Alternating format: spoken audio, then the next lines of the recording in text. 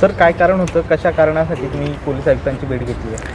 काय आहे की मागच्या 1-2 वर्षामध्ये पोलीस कमिशनर प्रवीण पवार साहेबांनी खूप चांगल्या रीतीने या शहराला हाताळलेले आहे. जे क्रिमिनल्स जे आहे त्यांना प्रॉपरली कंट्रोल केलेलं आहे. पण माझ्यावर जे हल्ला करण्यात आला होता एका गुंड आणि त्यांच्या परिवारातले लोकांकडून, आणि पहिले त्याच्या अगोदर आमच्या जे रॅली होती रितसर परवानगी घेऊन ते रॅली काढण्यात होली, त्यावरही हल्ला चढवण्यात आला होता. तर त्या केस FIR रजिस्टर तर झाला होता आणि त्या केसमध्ये त्यांना बेलही मिळालेली आहे. पण आमच्यावर, आमच्या गाडीवर आणि माझ्यावर जे स्वतः जे हल्ला करण्यात आला होता झाली नाही होती. मग त्याचा चर्चा करण्यासाठी आम्ही आलो होतो आणि पोलीस कमिशनर साहेब, सगळे पोलीस अधिकाऱ्यांनी आश्वासन दिलेलं आहे की आपण खूप स्ट्रिक्टली आपण लॉ अँड ऑर्डर मेंटेन करणार आहे, आणि जे कोणी लॉ अँड ऑर्डर ब्रेक करणार असेल आणि त्यांना असं वाटत असेल की आम्ही काही करू शकतो, तर पोलिसांनी आम्हाला आश्वासन दिलेले आहे की आम्ही टोटली यांच्यावर स्ट्रिक्ट कारवाई करणार आहे. तुम्ही मोर्चा काढणार असं काल रात्री म्हटले होते. माझा थोडासा रोष होता, पण आता पोलीस अधिकाऱ्यांसोबत चर्चा झाल्यानंतर मला काही असं पोलिसांच्या विरोधात जायचं नाही आहे. जे काही लॅक्युनास, जे काही लॅप्सेस झाले होते ते मला पोलीस कमिशनर साहेबांना सांगायचं होतं. मी सांगितलं आणि त्यांनी मला आश्वासन दिलेलं आहे की त्याच्यावरही आम्ही कठोर कारवाई करणार आहे. तर आम्हाला इलेक्शन लढायचं आहे, आम्हाला पोलिसांच्या विरोधात जायचं काही कारण नाही आहे. पण जे लॅप्सेस आहे पोलीस कमिशनर साहेबांनी सांगितलं की तुम्ही आम्हाला सांगा की कुठे कुठे आमची काही त्रुटी झाली असेल, काही लॅप्सेस झालं असेल तर ते तुम्ही सांगा. आम्ही सविस्तर चर्चा केली आणि सगळे अधिकारी तिथे उपस्थित होते. सगळ्यांनी आश्वासन दिलेलं आहे की आम्ही खूप स्ट्रिक्टली जे कोणी क्रिमिनल एलिमेंट्स असतील या शहरामध्ये, ज्यांना शहराचं वातावरण खराब करायचं आहे, त्यांच्या विरोधात स्ट्रिक्ट कारवाई ते करणार आहे. नाही, जे माझ्या गाडीवर जे हल्ला चढवण्यात आला होता ते FIR मध्ये नोंदच नाही झाली होती त्याची.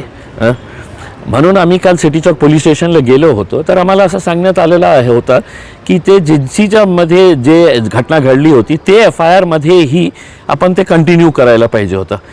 तर माझा आक्षेप हे होता ते कधी करणार? जे आरोपी आहे त्यांना तर बेल मिळालेला आहे कोर्टाला.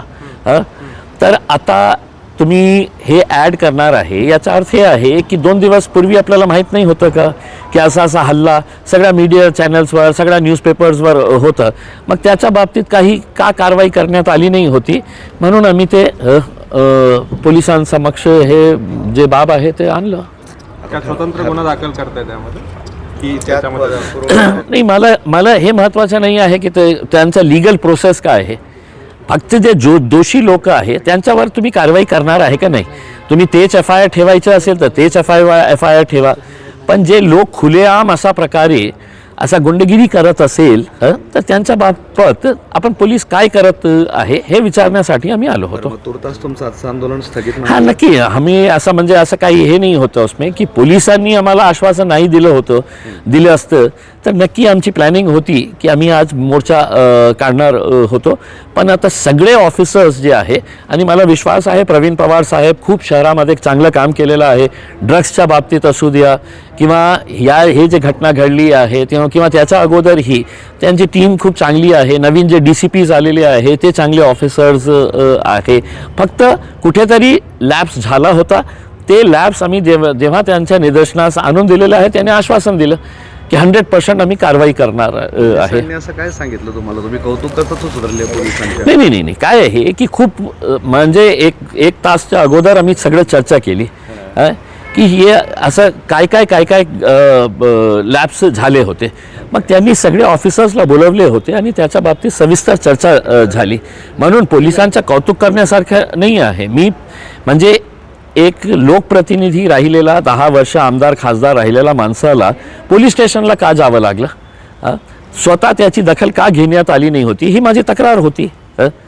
आता ती सगळं डिस्कस केल्यानंतर मला असा विश्वास आहे, समाधान आहे की ते त्याच्यावर कारवाई करतील. नाही तर मोर्चे काढण्यासाठी काय टाईम लागणार आहे? नाही केली तर आम्ही तिकडे पर्याय असेल ना. पोलिसांना वेटीस धरल्यानंतर वंचित सुद्धा रस्त्यावर उतरले असं भुईगळांनी स्टेटमेंट. त्यांचा काय संबंध याच्या बाबतीत? त्यांचा असं म्हणणं आहे की तुम्ही आमच्या जे काही उमेदवार आहेत त्यांच्यावर जाणीवपूर्वक दबाव टाकून. कोण उमेदवार आहे त्यांचे? मित्र पक्ष कलीम कुरैशी दोघं ते त्यांच्या साईडला जे बसलेले होते ना उसमें ते किती महान पुरुष आहे त्यांना माहित आहे का वंचितला? एक राशनचा घोटाळा करणारा बसलेला होता एक साईडला, आणि दुसऱ्या साईडला ब्लॅक करून इथे मोठा झालेला. त्यांचं काय देणं घेणं आहे?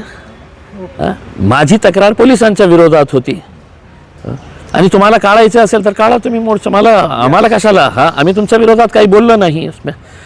तुम्ही गुंडगिरी करणार असेल आणि तुम्हाला असं वाटत असेल की नाही आम्ही गुंडगिरी अलाव करणार आहे, आमचा पक्ष जे आहे ना ते अलाव केलेला आहे गुंडगिरी करण्यासाठी, तर तुम्ही पोलिसांशी बोलाच का? मला कशाला तुम्ही हे करतात? मागच्या 2-3 दिवसामध्ये चला. 3 गुन्हे दाखल झाले. यस, क्या कहेंगे कलीम कुरैशी साहब? फिरोज एमआईएम का जो नगर सेवक है वो हाथ टूटा है बोल के ऐसा लेके घूम रहा है। अस्सलाम वालेकुम।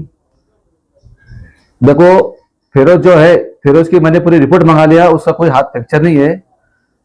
अगर उसका हाथ कभी टूटा है तो आज के आज मैं उसको पूरा पाठुंबा दे दूंगा, इतना मैं ये बोलता तुम आपको। उसका हाथ का जो तुम है खुद उसका मेडिकल कराओ, ये सब झूठ बात है। वो जबरदस्ती पब्लिक को भावनिक कर रहा है और बताने की कोशिश कर रहा है कि मैंने उसके ऊपर हमला किया। मैंने कोई हमला नहीं किया, कोई कैमरे में नहीं, कुछ नहीं, मैं था ही नहीं वहां पे इसके ऊपर, और ये मेरे को बदनाम करने की कोशिश कर रहा है पूरी। ये हाथ टूटा है नहीं है बोल के कैसा पता चला?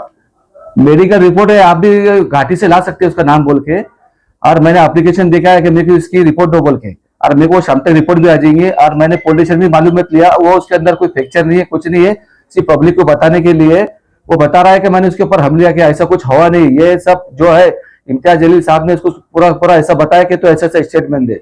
और रहा दूसरा मसला, इम्तियाज जलील साहब का बोलना आ रहा कि अब मैंने उनकी गाड़ी पे मेरे बच्चे ने उनका हमला किया, साहिल कुरैशी ने। अगर साहिल कुरैशी ने अगर इम्तियाज जलील साहब के गाड़ी पे अगर कुछ हमला किया होगा और कोई वीडियो में अगर दिखाऊंगा कि मेरा बच्चा है, तो मैं अभी के अभी उसको सीपी ऑफिस में जाके जमा करा दूंगा। 1 ही घंटे भर में ऐसे मेरे को प्रूफ दो कि मेरा बच्चा था बोल के इसके अंदर। उनका बोलना है कि फिरोज के घर पे आपके लोग गए और कुछ स्टिकर चिपका रहे थे, नहीं चिपकाने दिए, लेकिन उसने उल्टा आपने उनके ऊपर कंप्लेन कर दी।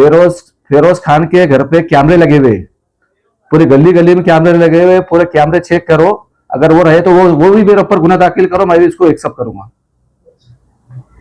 आपको क्या लगता है कि ये एमआईएम के जो नगर सेवक है वो यानी दादागिरी करके इलेक्शन लड़ना चाह रहे हैं? दादागिरी नहीं कर रहे, ये पूरी प्लानिंग से कर रहे हैं कि उनको मालूम है कि अपने को कुछ भी करके कलीम कुरैशी को ऐसे खत्म करना है बोल के। और उनको ये पता है कि कलीम कुरैशी पूरे यंग ग्रुप को, उनको जो मैं सपोर्ट करता हूँ ना पॉलिटिशियन में, दुख सुख में, इसलिए मेरे पीछे इतनी पब्लिक है। हार का डर है उनको ये मालूम है कि कलीम कुरैशी दोनों के दोनों पैनल निकालेंगे, क्योंकि वार्ड के अंदर मेरा जो है ना काम बोलता है, यंग ग्रुप जो भी आते हैं मैं कभी इनको इनकार नहीं करता, मैं हर दुख सुख के टाइम पे कभी भी खड़े रहता है, ये सबको पता है बोल के इतना मेरे साथ में माफ इतना आज। प्रभाग नंबर 14 से आपकी एक सीट ऐसा बताया जा रहा है कि बिन विरोध जीत कर आई, चुनकर आई।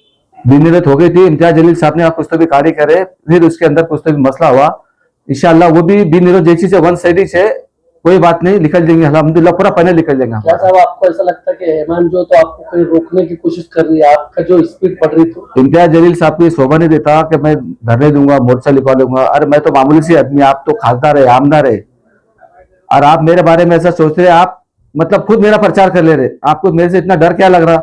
मार्केट में आ जाओ, इलेक्शन है, इलेक्शन की ऐसी लड़ेंगे।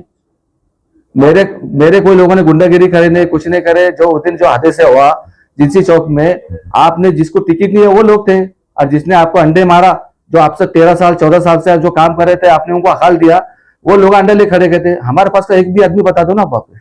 आपको बार बार का आधार जा रहा है कि 2 नंबर के धंधे कर रहे हैं, राशन नोट चोर और गुटखा चोर, गुटके के कारोबार। मेरे ऊपर अगर गुटके की एक भी एनसी होंगी तो मैं अब भी राजीनामा दे दूंगा, विड्रॉल कर दूंगा। गुटके की एक भी एनसी होंगी मेरे पास, और राशन का भी बता दो, एक भी राशन का मेरे पे गुना होगा अभी भी, क्या मेरे पास कहीं रेट होंगी कि गोदाम पे होगा, मेरा राशन से भी कोई संबंध नहीं, गुटके से नहीं। एक एनसी बता दो मेरे खिलाफ में तो मैं सब एक्सेप्ट कर लूंगा, मैं अभी के अभी राजीनामा दे दूंगा, मैं विड्रॉल दूंगा, फिरोज के फेवर में हो जाऊंगा। एमआईएम के जो यहाँ की कालाबाजारी करने वाले यहीं के लोग हैं, ऐसा पता अब दूसरा कौन करता मुझे तो मालूम नहीं है, पर इम्तियाज जलील जो साहब बोल रहे हैं ना काला बाजारी करते, काला बाजारी, मेरे ऊपर एक तो केस बता दो कौन सी काला बाजारी करता मैं। अच्छा साहब आखिरी में मतदारों को क्या आह्वान करेंगे आप?